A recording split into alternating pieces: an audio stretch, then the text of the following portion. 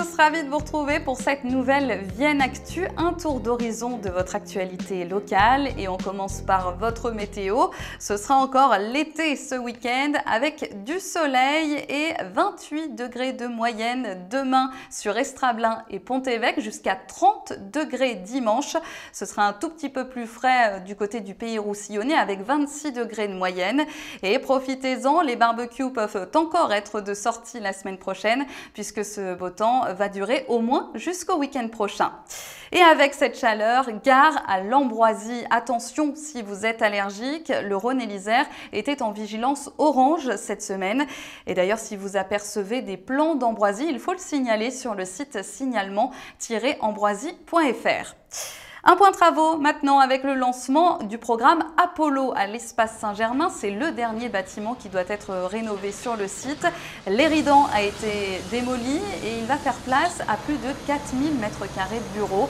La livraison prévue courant 2019. Et il sera question d'aménagement également ce lundi en conseil municipal à Vienne. Les élus se réunissent pour parler du dispositif Action Cœur de Ville. Vienne a en effet été retenue par l'État pour bénéficier d'une aide financière pour redynamiser le centre-ville. Et ça passera par plusieurs projets comme une rénovation des locaux vacants, également une mise en valeur du jardin de Cybèle et puis le dossier du cours Romestan. Nous vous en avions parlé il y a quelques semaines. Il sera question de enlever le terre-plein ou non, ou bien d'élargir les trottoirs. Les élus vont décider lundi si oui ou non ils concertent les Viennois avec un référendum. Thierry Kovacs qui va annoncer sa candidature aux prochaines élections municipales de 2020. C'est le premier candidat à se manifester. Il devrait réunir près de 400 sympathisants demain au parc de Gémant.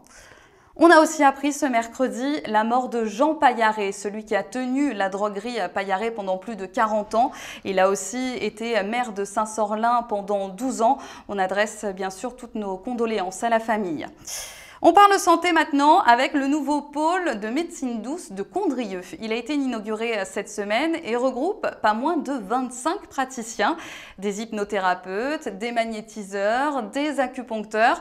Marjorie Nemoz est hypnothérapeute et réflexologue. Elle est installée au pôle de médecine douce depuis cet été. Alors l'intérêt en fait c'est qu'ils retrouvent donc plusieurs pratiques dans un même lieu. Et du coup ça nous permet en fait de travailler en collaboration parce qu'à certains moments de vie, par exemple une personne peut avoir besoin d'acupuncture, puis ensuite se retourner vers de la sophrologie par exemple, etc. Voilà. Et avec 25 thérapeutes, il s'agirait du plus grand pôle de médecine douce en France. Allez, on passe au sport et c'est jour de derby. Demain au stade Etcheberry, le CS Vienne reçoit Bourgoin, du jamais vu depuis 35 ans en Fédéral 1. Ça va donc être une grande journée de fête demain avec un DJ et des animations pour les enfants. Également les espoirs en levée de rideau. La rencontre, elle, est prévue à 16 h. Dimanche, c'est aussi la Biennale de la danse à Lyon et vous le savez, des Viennois participent au défilé, près de 200 Viennois bénévoles. Ils s'étaient exercés dans les rues de Vienne pendant le festival Jazz à Vienne et ça avait été un franc succès. Place maintenant à votre agenda du week-end, spécial Journée du patrimoine. Il y a beaucoup de rendez-vous pour ce week-end. Je vous livre donc mes petits coups de cœur, à commencer par le Musée des Beaux-Arts qui propose des visites guidées tout le week-end et qui propose aussi Rencontres improbables. C'est une création originale, les textes de Molière adaptés par le metteur en scène viennois Lucien Vargoz. Vous pourrez en plus profiter de dégustations de produits locaux.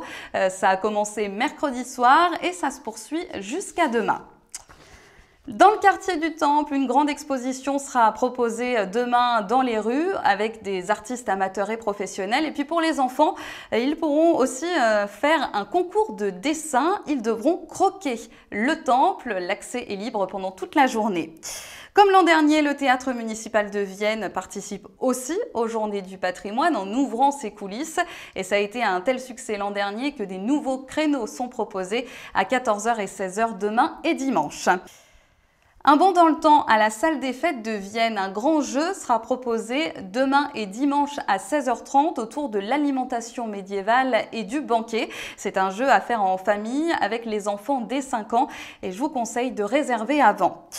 Au château de Septem, les propriétaires ont décidé d'ouvrir 3 nouvelles salles pour les Journées du patrimoine. Vous pourrez voir le bureau, la galerie des portraits et la bibliothèque. Là aussi, des visites sont proposées tout le week-end.